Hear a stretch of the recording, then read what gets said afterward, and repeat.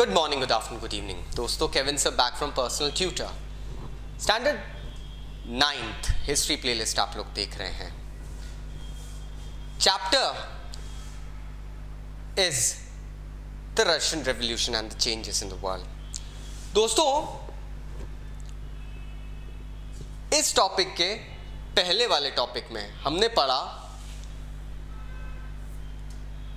कि किस तरीके से यूरोप में सोशलिज्म का आगाज हो गया था। It had started to enter. Topic of the day is 1.3, that is coming of socialism to Europe. I will just highlight it for you guys so it won't be that hard. अब coming of socialism to Europe. Europe में socialism आता है। Socialism is not a group. Socialism is a mindset, an ideology. ये ideology क्या थी? देखिए, socialist जो लोग थे, जो लोग इस आइडियोलॉजी को फॉलो करते थे, दे वर अगेंस्ट प्राइवेट प्रॉपर्टीज, कि भैया प्राइवेट प्रॉपर्टी नहीं किसी को अर्न करना चाहिए। सारे समाज में जो तकलीफें आ रही है वो जो जड़ है वो इसी के कारण है। बड़े बड़े इंडिविजुअल्स प्राइवेट प्रॉपर्टी ओन करते हैं, उनकी उन प्रॉपर्टीज में वर्कर्स वर्क करते हैं, प्रॉफिट कमाता है बड़ा इंडिविजुअल, वर्कर्स वहीं के वहीं अपनी उसी हालत में रह जाता है।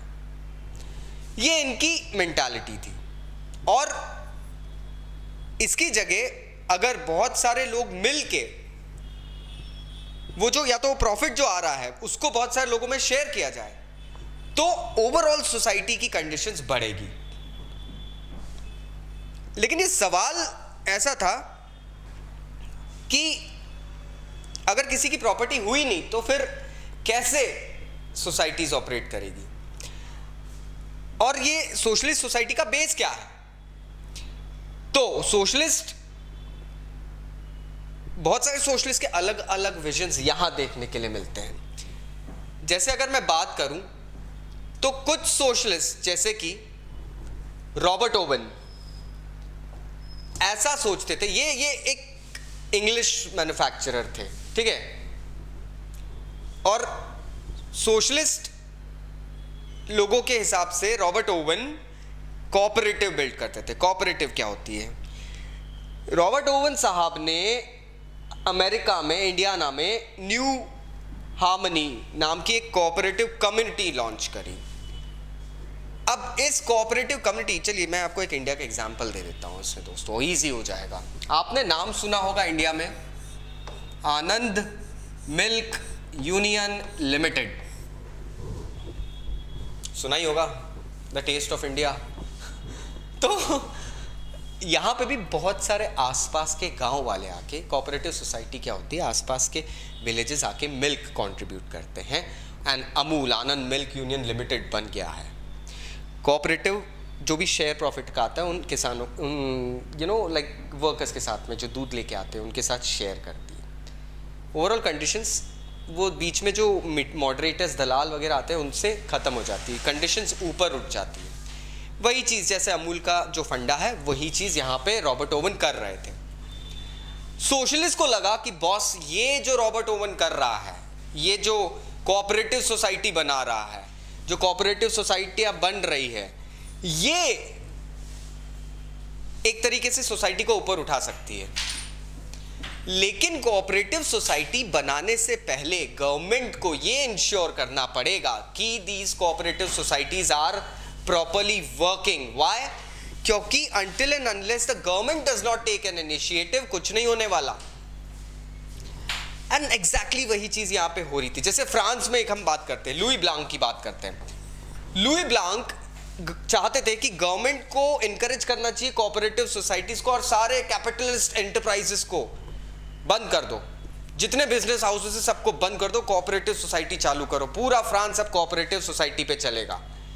और ये कोऑपरेटिव सोसाइटी उन लोगों की बनी होगी जो साथ में गुड्स प्रोड्यूस करते हैं, प्रॉफिट्स को डिवाइड करते हैं, और जिसने जितना काम करा उस ग्रुप के अंदर उसके उस काम के हिसाब से प्रॉफिट मिल जाएगा। कार्ल मार्क्स, फ्रेडरिक एंगल्स, बड़े बड़े नाम आते हैं। इन्होंने ऑलरेडी ये जो आइडियाज आए थे ना, इसमें अपने भी कुछ आइडियाज डाले। इन्होंने कहा कि ये जो इंडस्ट्रियल सोसाइटी जो है ना, ये कैपिटलिस्ट सोसाइटी है, पूंजीवादी लोग हैं ये लोग, कैपिटलिस्ट। कैपिटलिस्ट लोग जो होते हैं वो कैपिटल इन्वेस्ट करते हैं फैक्ट्रीज में, उन फैक्ट्रीज को ओन भी करते हैं, लेकिन ये जो फैक्ट्रीज प्रॉफिट लेके आती है, ये प्रॉफिट्स जो होते हैं वो तो वर्कर के मेहनत से आता है ना। और वर्कर की कंडीशंस प्राइवेट तब तक नहीं सुधर सकती जब तक प्राइवेट कैपिटलिस्ट लोग उन कंडीशंस के बेसिस पे वर्कर्स को कुछ रेम्यूनरेशन नहीं प्रोवाइड करें। वर्कर्स को अब जरूरत थी, लोग थोड़े से एक्सट्रीमिस्ट थे दोस्तों, वर्कर्स को थोड़ा जरूरत थी कि अब वर्कर्स को उखाड़ के फेंक देना पड़ेगा। They have to overthrow the capitalism, they don't have to work. ये जो एक्सप्लॉयटेशन हो रहा है उनके साथ में, उन पे ये लोग काम नहीं करेंगे। इनको एक सोशलिस्ट सोसाइटी बनाना है जहाँ पे सारी प्रॉपर्टी ना सोशली कंट्रोल रहेगी। मतलब आप एक मोहल्ले में रह रहे हो, वो पूरा मोहल्ला, वो पूरी ज़मीन आप सभी लोगों की ज़मीन है, सब उस पर काम करो, खेती करो, जो भी अनाज उगेगा प्रॉफिट कमाएंगे, सब आपस में शेयर करेंगे, जिसने जितना ज़्यादा काम करा उसको उतना प्रॉफिट मिलेगा। अब ये जो चीज़ें आ रही थी, ये थोड़ा सा बिहेवियर एक्सट्रीमिज्म तरफ जा रहा था, क्योंकि इन लोगों को एक चीज़ दिख गई थी दैट until unless कैपिटलिस्ट खत्म नहीं होंगे तब तक हम लोग सोसाइटी में सोशलिज्म नहीं ला पाएंगे। एक वॉर छिड़ गई थी, एक जंग सी छिड़ गई थी between the people, the socialist people and the capitalist ones. एक तरीके से बात करें कि लोगों को यह दिखने लग गया था कि कम्युनिस्ट सोसाइटी, कम्युनिस्ट मतलब society group of workers, commune, communist society is now the future of the societies of the world. एक हवासी दौर पड़ी थी कि अब वर्कर्स का जमाना है। इंडस्ट्रियलाइजेशन तो हो चुका था, इंडस्ट्रियलाइजेशन के बाद में वर्कर्स आ गए थे, लेकिन उन वर्कर्स की कंडीशंस बहुत खराब चल रही थी, तो इसलिए सडनली एक फीलिंग आई कि चलो आगे की सोसाइटी तो अब कम्युनिस्ट सोसाइटी ही रहेगी। So now you got the crux of this topic. फिर भी अगर कोई डाउट्स है तो नीचे कमेंट बॉक्स में कमेंट जरूर करना guys, I will be going ahead and replying back. Thank you very much, take care, bye bye.